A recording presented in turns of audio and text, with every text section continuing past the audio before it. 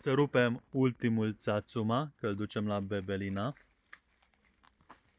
Încă e prea copt. Uite ce bine arată. Ce bine miroase.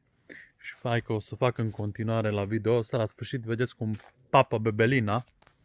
Uitați Tsatsuma, foarte puține bucăți ne-au mai rămas. Eureka e la mare frumos. Bine vine tăiat cam pe la 1,20 m. Fly Dragonul care rezistă la frig. Cel mai bine, la fel ca și Poncirus trifoliata. Na, gust Tsatsuma? Na, să vedem. E bun Tsatsuma! Mandarinul care rezistă la ger. Da, ne punem și noi în curte plin. Da. Ce zici? Îți place Tsatsuma?